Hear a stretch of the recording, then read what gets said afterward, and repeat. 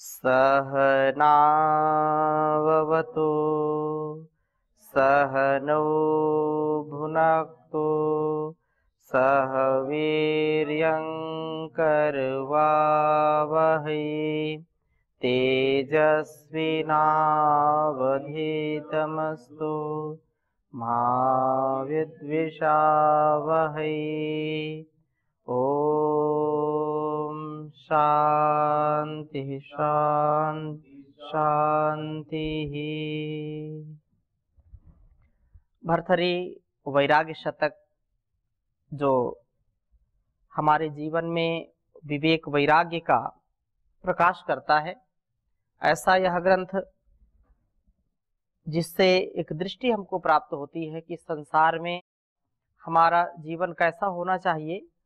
और पिछली कक्षा में हमने चर्चा की थी 18वें श्लोक में, जो यह संसार का माया मोह है, बहुत ही व्यक्ति को पास में बांधने वाला है, बंधन में बांधने वाला है, जाल में बांधने वाला है।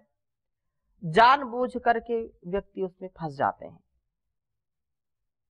अजानन दाहात्म्यम पततु शलभस्तीव्र दहने समीनो अप्यजानाद बडिशयुतमस्नातु पिशितम विजानन्तो पेते उवयमिह विपात जाल जटिलान न मुंचामह कामान अहह गहनो मोह महिमा। जैसे एक कुत्ता होता है और वो एक कहीं से हड्डी उठाकर लाता है और वो हड्डी को चूसता रहता है। हड्डी में कुछ नहीं है, सूखी हड्डी है, लेकिन वो इतना चूसता है कि वो हड्डी टूट जाती है और हड्डी टूट करके उसके दोनों तरफ गलफड़ों में लगती है, जिससे रक्त निकलता है, खून निकलता है और वो उसको पीता है। उसको लगता है इससे ही जो हड्डी में चबा रहा हूं इसी से ही जो है स्वाद आ रहा है, खून निकल रहा है। बेहोशी।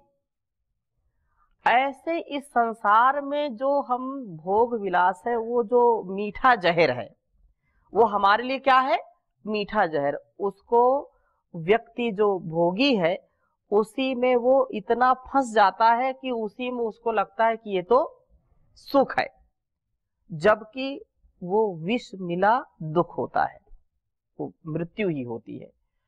तो जो बात कही थी कि मछली हो या जो है शलभ हो, वो बेचारे जानते नहीं, वो मृत्यु को प्राप्त होते हैं भोग में, रसना के वासना में, रूप के जो है पास में बंध जाते हैं। लेकिन मनुष्य जानबूझ नर करे ढिठाई, जानबूझ करके करता है, इससे बचना पड़ेगा। और ये विषयों के केवल सुख की भ्रांति है, सुख नहीं है, दुख है, लेकिन उसकी भ्रांति है। तो उसको 19वें श्लोक में कहा है, त्रेषाशोऽस्त्यस्त्ये पिबति सलिलं शीतमधुरं क्षुधार्तः शल्यान्नं कवलयति मांसादिकलितं प्रदीप्ते कामाग्नौ सुदृढतरमालिङ्ग वधूं प्रतीकारं व्यादे सुखमिति विपर्यस्यति जनः। तृषा शुष्यति आस्ये शीतं मधुरं सलिलं पिबति क्षुधार्थाः मांसादि कलितं शाली अन्नम कवलयति कामाग्नौ प्रदीप्ते वधूं सुदृढ़तरम आलिंगति व्याधे प्रतिकारम जनः सुखम इति विपर्यस्यति। जो एक सुख का अनुभव है वो क्षणिक है, उसमें दुख ज्यादा है, लेकिन ऐसा मान लेते हैं कि ये सुख है। उसका यहाँ पर बखान कर रहे हैं। तृषा प्यास से जो व्याकुल व्यक्ति है, मनुष्य प्यास से व्याकुल है, तो मुख के जो है सूखने पर क्या करता है? ठंडा पानी पीता है, शीतलता का अनुभव करता है, पानी पीता है ना। शुष्यति यदा शीतम मधुरम सलिलम पिबती, गला सूख रहा है तो क्या करेगा? पानी पिएगा। लेकिन जो पानी पिएगा तो क्या वो हमेशा गला तर रखेगा क्या? थोड़ी देर बाद फिर प्यास लग जाती है, लगती है कि नहीं? लगती है प्यास। इसी प्रकार से जब उसको भूख लगती है, क्षुधार्था जब पीड़ित होता है भूख से, तो उसको जो भोजन है, भोज्य पदार्थ है, फल फूल कंदमूल साग सब्जी भाजी, उसको खाता है। शाली अन्नम जो चावल भात है, कवलेती उसको खाता है, ओदन को खाता है। और कामाग्नि में पीड़ित जो व्यक्ति हैं वो क्षणिक एक क्षण भर का सुख अनुभव करते हो, चाहे स्त्री हो या पुरुष हो, पति हो या पत्नी हो, एक दूसरे से प्रीति करते हैं, लेकिन वो सदा रहने वाला नहीं है। भूख, एक बार भोजन किया तो क्या हमेशा तृप्त हो गए? भूख लगी, अभी खा लिया तो 2-4 घंटे बाद फिर भूख लगेगी, लगेगी कि नहीं? ऐसा तो नहीं होता कि एक बार खा लिया, डकार आ गई तो अब बस फुर्सत, अब 2-4-5 दिन के लिए फुर्सत। कोई कुंभकर्ण तो नहीं है ना कि 6 महीने में जगते हो, 6 महीने में खा लिया फिर सो गए, 6 महीने के लिए फुर्सत। अब ये भी रिसर्च का एक भाग है, वो 6 महीने होते थे कि नहीं होते थे पता नहीं क्या है, लेकिन लोग कहते हैं। तो ये जो हम चाहे पानी पीने की बात हो, चाहे जो है भोजन करने की बात हो, चाहे जो वासना है उसकी प्रति बात कही जाए, लेकिन ये एक बार ग्रहण करने के बाद ऐसा नहीं कि इसकी आवश्यकता नहीं है, बार बार आवश्यकता होती है, बार बार। ये तो केवल ये है कि सुख मिल गया, क्षणिक सुख मिल गया, ये क्षण भर का सुख व्यक्ति को बहुत ही जो है गर्त की ओर ले जाता है। इसलिए सुख कहाँ इसमें? रोगों के शमन को लोग जो है सुख है ऐसा समझते हैं। ये भूख प्यास रोग की तरीके तो ही है कि नहीं? और ये सुख क्या? खाने में सुख है क्या? अगर खाने में सुख हो तो जो लोग खाते खाते रहते हैं उनको कभी दुख ही ना हो। बोलिए, अगर जो है व्यक्ति से सुख मिले तो कभी व्यक्ति दुखी नहीं होगा। किसी व्यक्ति से किसी का लगाव है, क्या उससे दुख नहीं होता? दुख होता है। जिससे व्यक्ति को लगाव है उसी से अनेक लोगों को जो है कष्ट भी मिलता है कि नहीं मिलता? इसका मतलब उसमें सुख नहीं है। कितना सुख मिलेगा? कब तक मिलेगा? क्षण भर का सुख, और फिर दुख ही दुख। स्थान, यदि हम किसी स्थान की बात नहीं, वहां जाओ तो बड़ा सुख मिलेगा। कहां? कहीं भी तो सुख मिलेगा क्या? जहां लोग समझते हैं कि नहीं पहाड़ों पर बड़ा सुख है, पहाड़ एक बार जो है घूमने चलना है, जो है कैलाश मानसरोवर चलना है, बड़ा सुख है। सुख है क्या वहां? जो लोग वहां हैं, हाँ ठीक है, एक दृष्टि है, वहां का महात्म्य अलग है। गुफाओं में कंदराओं में रहना, तपस्या करना, उसका सुख उसका आनंद अलग है। लेकिन जो एक सांसारिक सुख की जो कामना है वो उनसे मिलने वाली नहीं है, क्षण भर में बदल जाता है। वो मैदान में आना चाहते हैं, पहाड़ वाले मैदान में आना चाहते हैं, और मैदान वाले पहाड़ में जाना चाहते हैं, घर वाले जंगल में जाना चाहते हैं, और जंगल वाले घर में आना चाहते हैं। ये जो है स्थिति है समाज की। सुख कुत्रपि कोपि सुखी नास्ति। सुख जिसको हम मानते हैं वो दुख है, वो रोग है, वो बीमारी है, जिसको हम सुख मानते हैं। सुख तो जब सुख लेंगे तो दुख भी मिलेगा। सुख का उल्टा क्या है? मजा का उल्टा क्या है? मजा अगर किसी ने लिया तो सजा के लिए वो तैयार रहे। ठीक है? जो आनंद है, परमानंद है, परमात्मा का जो है ध्यान है, उसको पाकर के व्यक्ति कभी दुखी नहीं होता। इसलिए आनंद की अनुभूति करिए, परमानंद की अनुभूति कर। आनंद का उल्टा क्या है? आनंद का उल्टा कोई है ही नहीं है। जो आनंद से परमानंद की ओर जाएंगे, आनंद से किधर जाएंगे? परमानंद की ओर जाएंगे। उसका कोई विपरीत शब्द नहीं है। इसलिए परमानंद की ओर जाइए, आनंद से परमानंद की ओर जाइए। जो है पंचकोश है ना, अन्नमय, मनोमय, प्राणमय, विज्ञानमय, आनंदमय। आनंदमय, आनंदमय, बिल्कुल आनंद। और तो सारा संसार का भोग क्षणिक है। ये हमको ऐसा लगता है कि ये सुख है, ये सुख नहीं है। कोई व्यक्ति जिसको खीर बहुत पसंद है, आप में से कई लोगों को पसंद होगी खीर, नहीं पसंद, रसगुल्ले पसंद हो, जलेबी, कुछ भी पसंद है, लेकिन जितनी इसकी क्वांटिटी आप बढ़ाओगे क्वालिटी घटती जाएगी। बड़ी केसर सहित, बहुत पिस्ता, बादाम, काजू, केसर सब उसमें जो है पड़े हैं, खीर में खाना है, बहुत अच्छी खीर बनी है। पहली कटोरी आई तो बड़ा अच्छा लगा खाने में, फिर एक कटोरी और, हाँ चल जाएगी, एक कटोरी और दीजिए, 2 कटोरी खा लिया, फिर 3, अरे नहीं बस हो गया, नहीं लेना पड़ेगा और खा लो, 3 कटोरी। चौथी बार आए चौथा व्यक्ति, नहीं आपको मेरे हाथ से खाना है, नहीं अब इच्छा नहीं, बिल्कुल नहीं, नहीं थोड़ा सा, बिल्कुल थोड़ा डालना। अब जो पहली कटोरी में जो स्वाद की अनुभूति हुई, जो रुचि थी, वो घट गई कि नहीं? वो थोड़ा खाया, फिर 5वां, अरे मेरे हाथ से तो लिया नहीं, आपको मेरे हाथ से खाना पड़ेगा। तो अब कटोरी क्या कर दिया? उलट दिया। उलट देते हैं ना कि नहीं अब तो नहीं लेना, और नहीं जबरदस्ती अगर खिलाना पड़े तो वो जो सुख था वो दुख में बदल जाएगा कि नहीं? अर्थात जो पार्थिव सुख है, पृथ्वी से जो सुख मिलता पार्थिव है ना, पार्थिव, ये शरीर भी पार्थिव है। तो जो पार्थिव, जो भौतिक सुख है, इसकी क्वांटिटी जितना आप बढ़ाओगे क्वालिटी घटती चली जाएगी। ठीक है ना?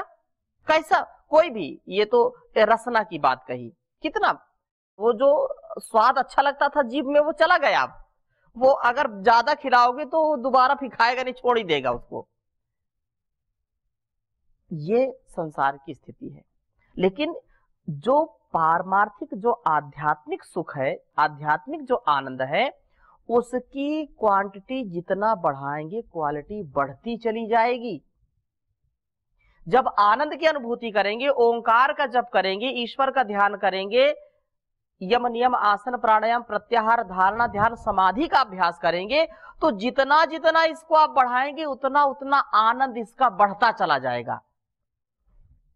कि बस अब आंख खोलने का मन ही नहीं करता, बस लगता है बस ध्यान में मग्न रहो, है कि नहीं? ऐसा सुख इस पृथ्वी वाले सुख में मिलता नहीं है, चाहे कैसा भी सुख हो। रूप, रस, गंध, शब्द, स्पर्श, सबका सुख क्षणिक है, क्षण भर का है, और बाकी दुख ही दुख है। तो ये यही बात कह रहे हैं भर्तृहरि कि जिसको हम सुख समझते हैं वास्तव में रोग है। क्या है वो? रोग है। और आगे धन तथा वैभव का मोह। तुंगम वेश्म सुता सतम अभिमता संख्यातिगा संपदा कल्याणी दयिता वयश्च नवमिति अजानमूढो जनः मत्वा विश्वमनस्वरं निविशते संसार कारागृहे संदृश्य क्षणभंगुरं तदखिलं धन्यस्तु सन्यस्यति धन्यस्तु सन्यस्यति। बहुत सुंदर बात कही है। तुंगम वेश्म सताम अभिमताः सुताः संख्यातिगाः संपदा कल्याणी दयिता वयः च नवम इति विश्वम अनस्वरम मत्वा अज्ञान मूढ़ा जनः संसार कारागृहे निविशते धन्या तो तत् अखिलम क्षण भंगुरम संदृश्य संन्यस्यति। संसार में जो लोग समझते हैं तुंगम ऊंची वेश्म महल सताम सज्जनों को अभिमता मान्य इष्ट सुता इव संख्यादिका असंख्य धनराशि, अर्थात ऊंची महल या विद्या विनय आदि द्वारा सज्जनों का इष्ट पुत्र और असंख्य धन अपार धन संपदा, अनुकूल स्त्री, नवीन अवस्था और संसार चिरस्थायी है, इस प्रकार मानकर के अज्ञान के कारण मूर्ख लोग संसार रूपी कारागृह में प्रवेश करते हैं। ठीक है ना, कि ये धन दौलत, ये शरीर सुख, ये संसार, ये पुत्र कलत्र, ये सब हमेशा मेरे पास रहेंगे, मैं इनका सुख दीर्घ काल तक भोगता रहूंगा। ये महल अट्टालिकाएं प्रासाद, जितने धन धान्य वैभव संसाधन, जितने भी भोग्य सामग्री हैं, उनमें जिनकी बुद्धि ऐसी है कि ये तो सदा रहने वाले हैं, वो समझो कि कारागृह में है, वो कारागृह में, वो जेल में है, क्योंकि ये सदा रहने वाला नहीं है। शरीर बिल्कुल नया हमेशा रहेगा क्या? बदलता रहता है। आज ऐसे हैं, 2 साल बाद दूसरे तरीके मिलेंगे, ठीक है ना, 5 साल बाद दूसरी तरीके मिलेंगे। बहुत सुंदर बात कही है आचार्य शंकर ने, स्वरूपम शरीरम नवीनम कलत्रम धनम मेरु तुल्यम वचश्चारु चित्रम हरे रंध्रे मध्य मनश्चेद लग्नम ततः किम ततः किम ततः किम ततः किम। अगर परमात्मा के हरि के चरणों में मन लगा नहीं है, जो सच्चा सुख है, तो इस नौजवानी का क्या लाभ मिलेगा? पति पत्नी के सुख का क्या लाभ मिलेगा?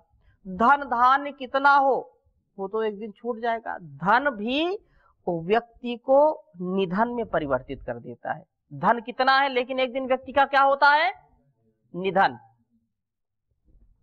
कुछ नहीं, कुछ भी लेकर के नहीं जा सकता, सब धन धरा के बीच सारा धरा रह जाएगा, यही सब धरा रह जाएगा, कुछ भी लेकर के जा नहीं सकता है। इसलिए ऐसा जो मानता है कि ये तो जो है हमेशा रहने वाला है, उसको दुख ही दुख मिलेगा। वो कारागृह में है, ये संसार उसके लिए एक जो है जेल है।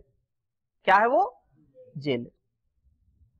तो इस प्रकार से ये मान करके जो जीते हैं, ये दुनिया जो है बहुत रंग रंगीली है, ये दुनिया रंग रंगीली है, ये दुनिया रंग रंगीली है, अंदर इसके कूड़ा करकट बाहर से चमकीली है, ये दुनिया रंग रंगीली है।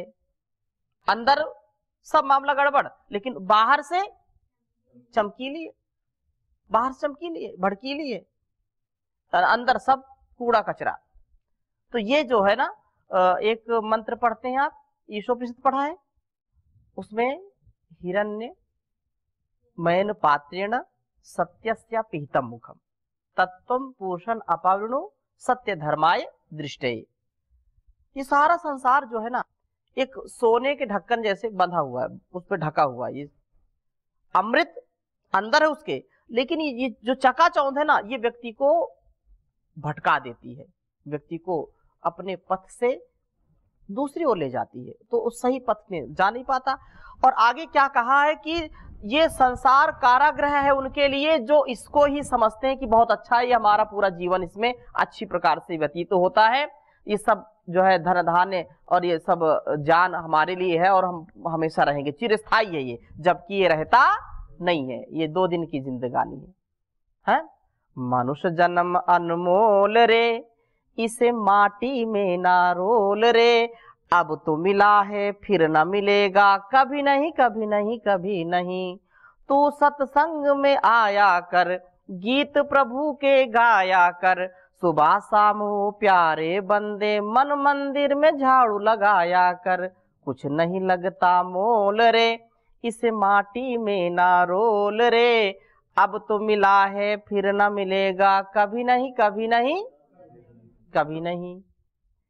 तो ये सभी में ये भाव आ जाए, ये जो जानते हैं तो वे अखिलम तत् अखिलम, उन सबको क्षण भंगुरम, क्षण भर में ये नष्ट होने वाले संदृष्ट समझ करके संन्यस्ति, वे सौभाग्यशाली। जो लोग ये समझते हैं कि ये संसार तो पानी का बुलबुला है, जीवन भी क्या है, पानी का बुलबुला है, एक क्षण भर में पता नहीं क्या से क्या हो जाए, वो लोग जो वैराग्य धारण कर लेते हैं, जो जीवन को जो है संन्यस्त कर लेते हैं, उनसे बड़ा सौभाग्यशाली कोई नहीं है, उनसे बड़ा बुद्धिमान, उनसे बड़ा कोई त्यागी कोई नहीं है। इस जान करके वो सत्य के मार्ग पर चल पड़ते हैं। ठीक है ना। आगे मनस्वी की याचना के विषय में बताया है, दीना दीन मुखै सदैव शिशुकैर आकृष्ट जीर्णाम्बरा क्रोशाद्भिक्षुधितैर्निरान्विधुरा दृश्य न चेद्गेहिनी यांचा भंग भयेन गद्गद त्रुटिर् याद्विनीलीनाक्षरम् को देहि इति वदेत स्वदग्ध जठरा स्यार्थे मनस्वी पुमान् स्वार्थी मनस्वी पुमान्। एक दृश्य यहाँ पर प्रस्तुत कर रहे हैं, जो सदैव दीन मुखैः क्षुधितैः क्रोशद्भिः शिशुकैः आकृष्ट जीर्णाम्बरा दीना निरन्न विधुरा गेहिनी दृश्या न चेत्कः मनस्वी पुमान् स्वदग्ध जठरस्यार्थे यांचा भंग भयेन गदगद गलत तृतीयत विलीन अक्षरम देहि इति वदेत।